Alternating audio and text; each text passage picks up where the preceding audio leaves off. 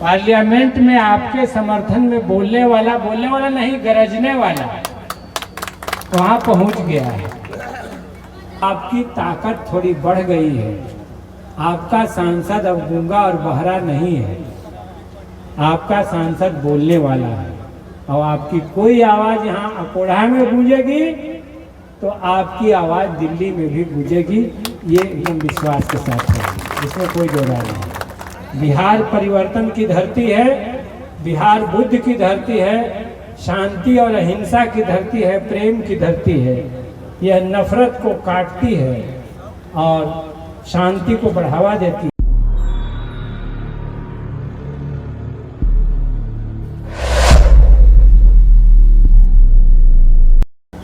मैं तो समझ रहा था कि अंतिम में जैसा होता है कि कुर्सी और दरी को संबोधित करिएगा, लेकिन नहीं, यहाँ तो भीड़ और बढ़ गई है। मैं देख रहा हूँ कि अकोढ़ा दूसरी बार संघर्ष के लिए तैयार है, अंगड़ाई ले रहा है। पिछली बार अपनी जमीन बचाने के लिए लड़ाई थी, फिर वो लड़ाई जमीन के उचित मुआवजे पर गई और उन संघर्षों में हम लगातार आते रहे। अभी अरविंद जी ने चर्चा की थी, भीम जी यहाँ बैठे हैं, तो लंबा संघर्ष चला था। और उसमें एक दिन एक एनटीपीसी के पदाधिकारी बोल रहे थे कि बिहार में जितना जगह बना है उसमें सबसे ज़्यादा मुआवजा यहीं मिला है, और यहीं का कागज़ दिखा करके बल्कि अन्य जगह लोग दबाव बनाए हैं कि वहाँ जब इतना मिला है तो हमको क्यों नहीं मिलेगा। तो ये संघर्ष की भूमि रही है, और जब बात निकली है तो दूर तक जाएगी, बात यहीं रहेगी नहीं। रेल के अधिकारी देख रहे हैं, सुन रहे हैं, जनता के मन के भावना को पढ़ रहे हैं। और मैं कहना चाहूँगा कि इस आक्रोश को पटरी तक मत पहुँचने दीजिए। इस लड़ाई को, यहाँ जो सभा हुई है, इसकी भावना समझिए। अभी 18 तारीख को मैं डीआरएम से भी मिला था और आपकी मांग हमने रख दी है, और उसी क्रम में हमने यह भी रखा कि अकोढ़ा तो मेरी समझ से आज के डेट में सोननगर से डाल्टनगंज तक के बीच का सबसे महत्वपूर्ण स्टेशन बन गया है इन एनटीपीसी के दोनों थर्मल पावरों की वजह से। तो इसलिए ये ठहराव की मांग तो बहुत छोटी है। पहले ट्रेनें रुकती थी, उस ठहराव को फिर बहाल करना है। उसमें आपका कोई अतिरिक्त खर्च नहीं लग रहा है, बल्कि कुछ आमदनी बढ़ने का ही मामला है। ये तो छोटी मांग है। मांग असल में है जिसमें आपका पूंजी लगना है, वो आरओबी जो बनना है, रेलवे ओवरब्रिज, और दूसरा जो स्टेशन को आपको और बढ़िया बनाना है, और ये करना है, ये अकोढ़ा का हक है। इसीलिए मांगे नीचे भी उठा दी गई हैं और ऊपर भी उठा दी गई हैं। एक दिन रेलवे बोर्ड के कई मेंबर थे, सांसदों को बताने के लिए कि रेलवे में कैसे क्या चल रहा है, एक मीटिंग रखी गई थी। मैंने अपने क्षेत्र की तमाम मांगों को, आपका अकोढ़ा स्टेशन पर ठहराव का मामला, कोरोना काल में जो ठहराव पहले से था उसको बहाल करने का मामला, सभी स्टेशनों पर, वो फेसर हो, सलैया हो, अकोढ़ा हो, आगे भी पहलेजा हो, सोननगर हो, उधर डिहरी में बहुत सारी एक्सप्रेस ट्रेनों के ठहराव की बात है। हर जगह के अपने अपने तर्क हैं। और डिहरी का तर्क है कि फुटफॉल के मामले में मुगल सराय से गया तक के बीच में सबसे ज़्यादा फुटफॉल है, और बड़ी लंबी दूरी की ट्रेनें नहीं रुकती हैं, साप्ताहिक ट्रेनें नहीं रुकती हैं। और डिहरी में सही बात है कि इधर तमाम इलाके के लोग भी जाते हैं। तो हर स्टेशन के अपने अपने तर्क हैं। तो उन सब को कम से कम 12-13 चिट्ठी, जिसमें रेलवे बोर्ड के सारे मेंबर्स थे, हमने दे दिया। एक 2002 में जब मैं बिहार विधानसभा में था तो एक प्रस्ताव पास हुआ था, ये बारून बिहटा रेलवे लाइन, एक लाइन दक्षिण की तरफ जाती है, एक लाइन उत्तर की तरफ अगर चली जाए तो पटना राजधानी और ये पूरा कृषि का इलाका औद्योगिक इलाके से जुड़ जाएगा। तो वो इस बार के बजट भाषण में भी हमने उठाया। तो कहने का मतलब ये है कि अब आप यहाँ आवाज उठा रहे हैं तो आपके पक्ष में आवाज उठाने वाला आदमी अब अंदर चला गया है, ये लड़ाई में एक नया योगदान हो गया। अब ऐसा नहीं होगा कि आप इधर आवाज तो दे रहे हैं लेकिन पार्लियामेंट में कोई नहीं बोल रहा है उसके सपोर्ट में, ऐसा नहीं है। पार्लियामेंट में आपके समर्थन में बोलने वाला नहीं, गरजने वाला वहां पहुंच गया है। और वो आवाज, मैंने आपसे कहा कि आवाज दे दी गई है, लिख करके बाकायदा रेलवे मिनिस्ट्री को, रेलवे के अधिकारियों के सामने और ऊपर स्तर में नीचे डीआरएम के सामने बातचीत में वो सारी मांगे रख दी गई हैं। इस संघर्ष में थोड़ी सी एक कमी हमें पछोट रही है, जो संघर्ष समिति के दौर वाले संघर्ष में नहीं थी।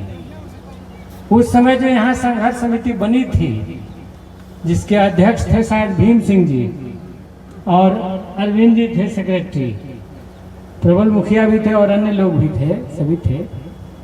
तो इधर के तमाम मजदूर किसान थे, नरारी के, ससना के, रहरा के, सब गांव हमको उस समय 16 गांव जो आसपास के थे सबका नाम याद था और थोड़ा सा भूले, कोढ़ा तो था ही। तो उस समय कोई विधायक और एमपी की तरफ आप लोग मुंह करके नहीं देखते थे। वो जो एक कहते न है, खुदी को कर बुलंद इतना कि खुदा बंदे से पूछे तेरी रजा क्या है। तो इसीलिए ये आज भी पैदा करना होगा। अगर इतनी आवाम है, आप ही बनाए हैं एमपी, आप ही बनाए हैं विधायक, तो आपके संघर्षों से यह भी होगा, ऐसा संघर्ष करेंगे कि विधायकों को और एमपी लोगों को, अन्य लोगों को आना हमारे पास मजबूरी हो जाएगा। वो हमारे मालिक नहीं है, आप उनके मालिक हैं।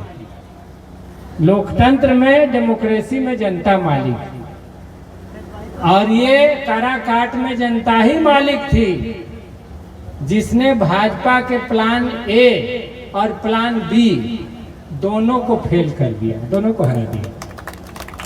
प्लान ए और प्लान बी दोनों भाजपा का खेल था, दोनों को शिकस्त दे दिया। ये मालिक जनता ही थी। और ये बात सही है, वो अभी हमारे कई साथियों ने कहा कि लड़ाई केवल स्टेशन में ठहराव तक नहीं है, रेलवे से बहुत मामला फरियाना है, एनटीपीसी से ढेर मामला फरियाना है। जमीन हमारा ले लिए, अब रेलवे को ही प्राइवेट कर रहे हो, कंपनी को बेच रहे हो। अरे तो हमारा जमीन वापस करो, कंपनियां फिर से हमारा जमीन अधिग्रहण करें, हम पैसा मांगेंगे, दे। किसान आंदोलन के मोर्चे पर हमने ये सवाल उठा दिया। रेलवे को हमने इसलिए जमीन दी थी कि गरीब आदमी सस्ता किराया में पूरा हिंदुस्तान घूम ले, इसलिए हमने जमीन दी थी। हमारे बेटे बेटियों का रोजगार का सबसे बड़ा क्षेत्र था रेलवे, और लगातार छटनी कर करके, लगातार प्राइवेटाइजेशन करके अब लड़कों को कहला कि रेलवे में नौकरी नहीं है, कोई आरक्षण की व्यवस्था नहीं है, अब जाओ यहां से। तो कहां जाएं? तुम्हारा पास तो पासपोर्ट है, हमारे पास तो पासपोर्ट भी नहीं है, जाए कहां? किस देश में जाएं? रखेगा कोई चीन, कोई पाकिस्तान, कोई मंगोलिया, कोई मंचूरिया रखेगा हमको? इतना लोगों को, तो हम जाएं कहां? किसान को कहते हो कि अब खेती में भी कॉर्पोरेट आएंगे। मोदी जी आपदा में अवसर ढूंढते हैं, आपदा जब आई थी कोरोना की, तो उसी समय ये ठहराव बंद कर दिया, आज तक लागू है। उसी समय 3 कृषि कानून पास हुए थे, याद करिए। उसी समय आपदा में अवसर ढूंढा था कंपनियों के लिए, 3 कृषि कानून पास किए थे, और वह कानून किसानों को गुलाम बनाने वाले थे और खेती को नीलाम करने वाले थे। पंजाब और हरियाणा के लोगों ने पहले समझा, वहां के किसानों ने। आपकी सहानुभूति थी। मैंने देखा कि राकेश टिकैत की जब रात में हमला हो रहा था, तो एक आदमी टीवी देख रहे थे मलवा के, उन्होंने कहा कि विधायक जी मुंह रोटी के अंदर नहीं जा रहा था। तो हमने देखा कि संवेदना थी, देश का किसान एकजुट हुआ था और मोदी जी को हटाया पीछे। कोरोना काल में ही 42 श्रम कानूनों को हटा करके 4 श्रम कोड लाए गए, जिसके मारे हुए ये रेलवे में भी लोग हैं। 12 घंटा काम का, 8 घंटा से हटा करके 12 घंटा काम का। दुनिया में लड़ाई में तय हुआ था, सोना के खदानों में 16 घंटा 18 घंटा काम लिया जाता था, और तब बगावत हो गई, और तब तय हुआ कि 8 घंटा काम का, 8 घंटा मनोरंजन का और 8 घंटा आराम का। उसको बदल दिया, रोजगार को प्राइवेट करने की तरफ ले गए। इसलिए मैं कह रहा हूं कि लड़ाई बड़ी है, और बात जब निकली है ट्रेन के ठहराव से, तो यहीं तक नहीं रुकेगी। और जो कंपनी राज लाने की कोशिश में लगे हुए हैं मोदी जी, तो मगध ने और पूरा शाहाबाद ने, कुंवर सिंह की धरती ने और अनुग्रह बाबू की भी धरती ने चैलेंज तो दे ही दिया, चैलेंज तो दे ही दिया, उखाड़ दिया कि नहीं चलेगा। ये तलवारें चली थी आजादी के जमाने में, आजादी के लिए, गुलामी के लिए नहीं। इन तलवारों का उपयोग दंगा के लिए मत करो, एक समुदाय की हत्या के लिए मत करो। लेकिन आज भाजपा यही करना चाह रही है, और जो भी नागरिकों को हर क्षेत्र में जो अधिकार और सुविधाएं मिली थी, उसको छीन लेना चाह रहे हैं, संविधान को बदल देना चाह रहे हैं, लोकतंत्र को खत्म कर देना चाहती है। तो उस विषय पर अभी नहीं जाएंगे। यहाँ पर शुरू में ही मन से कहा गया कि राजनीति थोड़ा कम हो, बिना राजनीति के तो काम चलेगा नहीं, लेकिन थोड़ा कम हो। ठीक है, कोई दिक्कत नहीं है। एनटीपीसी इस इलाके में बना, इस पर भी अभी हाल में हम मिलने गए थे दिल्ली में, भेंट नहीं हुई खट्टर साहब से, लेकिन कुछ मांगे हमने उठा दी। सीएसआर फंड का इस्तेमाल स्थानीय स्तर पर होना चाहिए। आप जैसे बाहर में कहते हैं कि हमारे यहाँ तो डेमोक्रेसी है, और जब गांव के गरीब को वोट देना होगा तो कहिए कि ना डेमोक्रेसी नहीं है। तो ये दोहरापन नहीं चलेगा। अगर देश में डेमोक्रेसी है तो हर जगह डेमोक्रेसी लाना पड़ेगा। बाहर में कहते हैं कि सीएसआर फंड, हम जो प्रदूषण फैलाते हैं, हम जो तमाम तरह का वहाँ का संसाधन का दोहन करते हैं, तो इसके मुआवजे के स्वरूप हम वहाँ विकास की राशि देते हैं, सड़कें बनाते हैं, अस्पताल खोलते हैं, स्कूल खोलते हैं, पार्क बनाते हैं, अन्य मद में खर्च करते हैं। खर्चा कहाँ किया? अभी तो सीबीआई का जांच हुआ बीआईसीएल में, क्या निकला? 250 करोड़ का शौचालय भिन्न भिन्न जगह, और वो शौचालय है नहीं जमीन पर, कहाँ पैसा ले गए?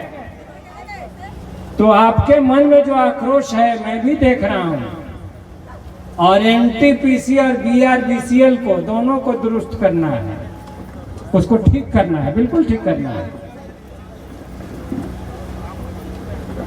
अगर अकोढ़ा और आसपास के नागरिक ये निकला हुआ धुआं को झेलते हैं, इससे अपना फेफड़ा खराब करते हैं, बीमार आदमी की नींद खराब होती है, तो उससे जो मुनाफा होता है उसका एक निश्चित प्रतिशत हमारे विकास पर, हमारे सड़कों पर, हमारे स्कूल पर, हमारे अस्पताल पर, हमारे मनोरंजन पर, हमारी सुविधा पर खर्च करना पड़ेगा। ये हमारा, ये कोई रहम की बात नहीं है, ये हमारा अधिकार है। अब ये लड़के हम लेंगे। अगर हमने जमीनें दी हैं तो हमारे बेटे बेटियों को रोजगार देना होगा। ये हमारा हक है, हमारा अधिकार है। और तीसरी बात, चारों ओर घोषणा करते हो कि हम जो प्राइवेट स्कूल है उसमें भी 25% जो गरीबी रेखा से नीचे हैं उनका एडमिशन करते हैं। काहे के लिए करते हो घोषणा भाई? ये घोषणा इसलिए करते हो कि चेहरा बड़ा साफ सुथरा दिखाई दे कि कितना रहम दिल है, नीतियां कितनी रहम दिल है। वैसे ही अभी घोषणा करते हो कि एनटीपीसी देश भर में 12% बिजली मुफ्त में देती है, तो कहाँ मुफ्त में मिल रहा है? ये एनटीपीसी का ही तो थर्मल पावर है। ये मुफ्त में बिजली कहाँ मिलती है? इसलिए केवल अखबार में, मीडिया में प्रेस कॉन्फ्रेंस करने के लिए नहीं, सचमुच में जो नीतियां बनी हुई हैं उसको लागू करो। और हम लोग कहिए तो इनके भेदिया हैं एकदम, इनका पोल आपके बीच में खोलेंगे। भीतर में जो ये नीति बनाते हैं उन नीतियों को आपके बीच में हम लाके रखेंगे, उजागर करेंगे। लगता है कि इसी गोपनीयता की शपथ ली जाती है क्या कि कुछ बात जो भीतर खाते रहता है उसको मत बोलिए कहीं, लेकिन हम तो बोलेंगे, हम तो ले आएंगे। कोई साजिश षड्यंत्र अगर जनता के खिलाफ किया जाएगा तो वो जनता के बीच ले जाएगा। और चाहे मुफ्त बिजली देने का मामला हो, रोजगार देने का मामला हो, या फिर प्रदूषण पर रोक लगाने का और क्षेत्रीय विकास का मामला हो, इन तमाम मामलों पर दिल्ली से लेके और यहाँ कोढ़ा नवीनगर तक थर्मल पावर के भीतर से लेके बाहर तक मैंने कहा कि दूसरे फेज की लड़ाई शुरू हो चुकी है। पहला फेज में तो हम लोग जीत लिए थे, ठीक है, जमीन देना पड़ा। अभी एक और मांग हमने किया ऊर्जा मंत्री से कि पहले तो हम कदवन डैम की मांग करते थे नहर की वजह से, कि नहरें जो ऐतिहासिक हैं, अंग्रेजी राज की बनी हुई हैं, जिसकी वजह से औरंगाबाद, अरवल, पटना जिला, उधर शाहाबाद का चारों जिला आज तक सूखा नहीं देखा, जिन नहरों की वजह से, तो वो अब पानी के अभाव में दम तोड़ रही है। इसलिए इंदरपुरी जलाशय का निर्माण करो, कदवन डैम का निर्माण करो। तो वो केवल उसी के लिए नहीं, अब तो उसका नया बोतिया ये भी हो गया, ये भी चलता है सोन के पानी से ही। थर्मल मतलब क्या? थर्मल मतलब कोयला और पानी। स्टीम इंजन चलता है, स्टीम के लिए पानी आना चाहिए नहर की तरह, पूरा एकदम 1 लाख क्यूसेक प्रतिदिन पानी, दोनों थर्मल को मिला के ज्यादा। इस बार जब बरसात के पहले पानी जब कम गया तो किसानों का चेहरा तो सूखा हुआ था ही, थर्मल के पदाधिकारी भी चिंतित थे कि हौज में पानी रहेगा कि नहीं पर्याप्त। तो इसीलिए डैम का सवाल अब थर्मल के लिए भी जरूरी है। हमने यही कहा था नीतीश जी से कि आप नहर का हिस्सा का पानी थर्मल को दीजिए, कोई परवाह नहीं, बिजली भी बननी चाहिए। आज की जरूरत में बिजली की भी जरूरत है, लेकिन पानी का इंतजाम तो हो। अभी लाखों क्यूसेक पानी सोन नदी में बहता हुआ चला जा रहा है। बरसात हुई है और सब पानी समुद्र में चला जाएगा। स्टॉक करने के लिए हमारे पास जगह नहीं है। जिस समय ये इंद्रपुरी से पानी नहरों में जाता था, बिहार पहला राज्य था जो सोन के पानी का इस्तेमाल करता था। कोई डैम नहीं था। अब 2-2 डैम बन गया, बाणसागर और रिहांद। अब पानी रोक लेता है, समझौता के तहत पानी देता नहीं है। और हमारे पास रोकने के लिए उपाय नहीं है।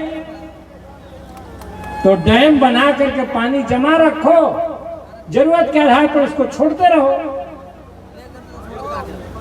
ये लड़ाई है और जिसकी बारे में समय नहीं है, मैं पूरा आंकड़ा पढ़ता।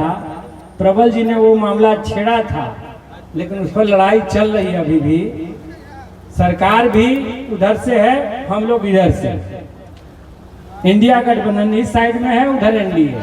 वो कंपनी राज लाना चाहते हैं, हम किसान राज लाना चाहते हैं, मजदूर राज लाना चाहते हैं। आर पार की लड़ाई है। एक एमपी, एक विधायक, एक सरकार दूसरी सरकार से काम नहीं चलेगा।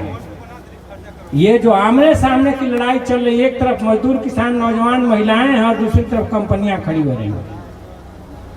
60,000 करोड़ की प्रॉपर्टी जो सरकार ने दाम लगाया, उसका 16,000 करोड़ में अडानी जी को दे दिया। 60,000 करोड़ की प्रॉपर्टी 16,000 करोड़ में। विगत 10 वर्षों में 14 लाख करोड़ का उनका कर्जा माफ कर दिया गया। और हमारे ऊपर कर्जा होता है तब कमर में रस्सा या पोस्टर लगा देते हैं बैंक पर कि ये डिफॉल्टर है, ब्लैक लिस्टेड है। तो ये लड़ाई चल रही है।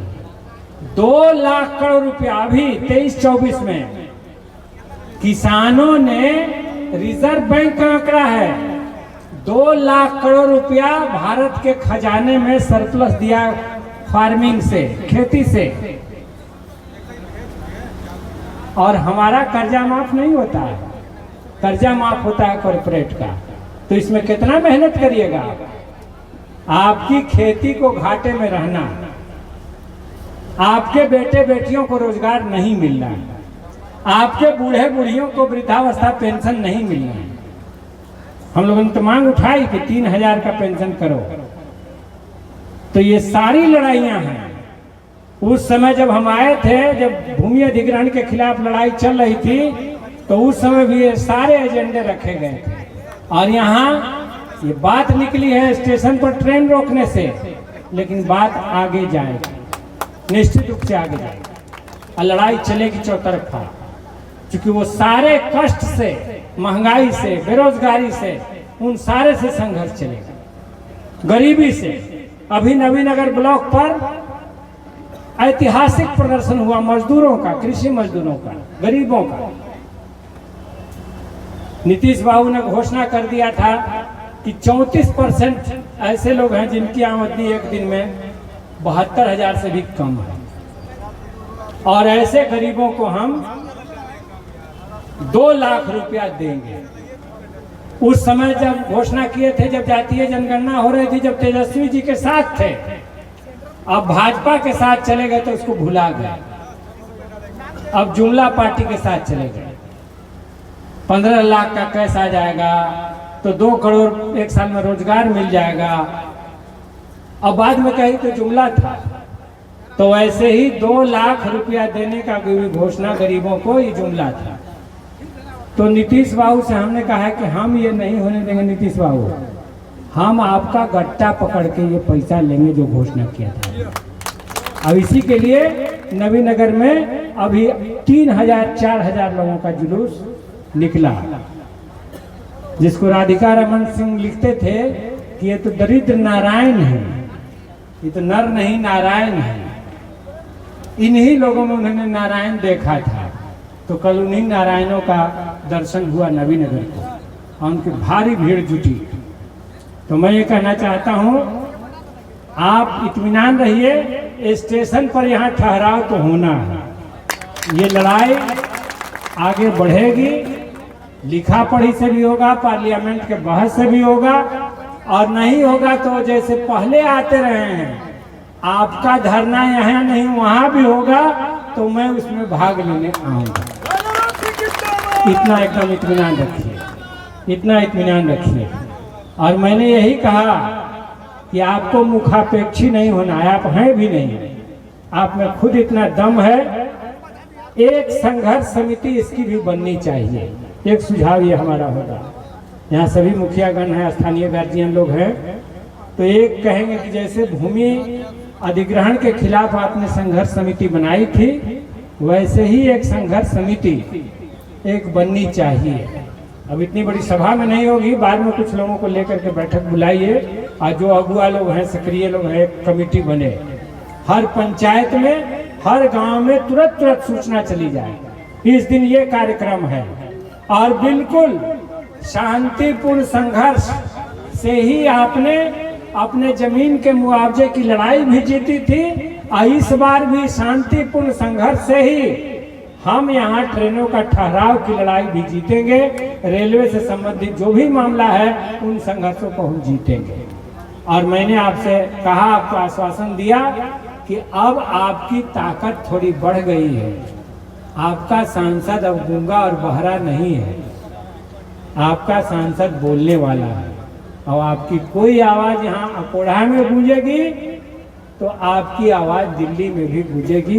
ये एकदम विश्वास के साथ है, इसमें कोई दो राय नहीं। तो इन्हीं शब्दों के साथ आपको धन्यवाद देते हुए कि आपने मुझे बुलाया, और आज तो हम यही समझ करके आए हैं कि ये एक प्रतिवाद सभा है, और प्रतिवाद सभा में, प्रतिरोध सभा में हम भाग लेने आए हैं। तो हम तो यही मूड बना के आए थे कि आज आंदोलन में चल जाए। तो ये आंदोलन आपका आज है, और रेलवे के अधिकारी बहुत साफ तौर से सुन लें, समझ लें, वो भी अपने माध्यम से मैसेज भेजेंगे। मैंने फोटो खींचा है आपकी सभा का, और ये भी रेलवे अधिकारियों को मैं पोस्ट करूंगा कि देखिए कितने दसियों हजार लोग जमा हैं वहाँ पर ठहराव के लिए। तो वो सब काम होगा।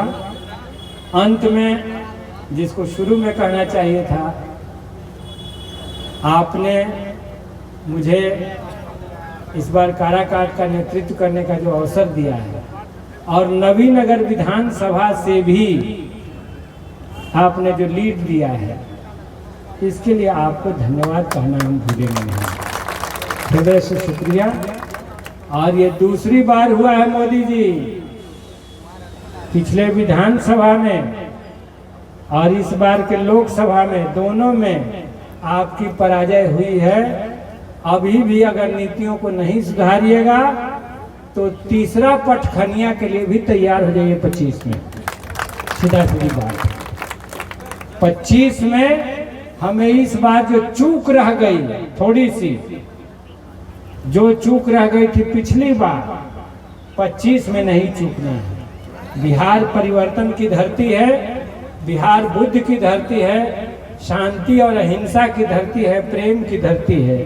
यह नफरत को काटती है और शांति को बढ़ावा देती है। तो इस धरती से, बुद्ध की धरती से बिहार में जो सरकार बने, वो सामाजिक न्याय की, प्रेम की, मजदूरों किसानों को भला करने वाली, नौजवानों को रोजगार देने वाली, महिलाओं को इज्जत और सम्मान देने वाली सरकार बने। इसके लिए हमें बदलाव लाना है, कंपनी राज को खत्म करना है, मजदूर किसान के पक्ष में एक बड़ी पहल लेनी है। तो इन्हीं शब्दों के साथ आपको धन्यवाद देते हुए मैं अपनी बात समाप्त करता हूँ। साथियों, नेशनल जनमंच को सब्सक्राइब करें, साथ ही बेल आइकन की घंटी को बजाएं।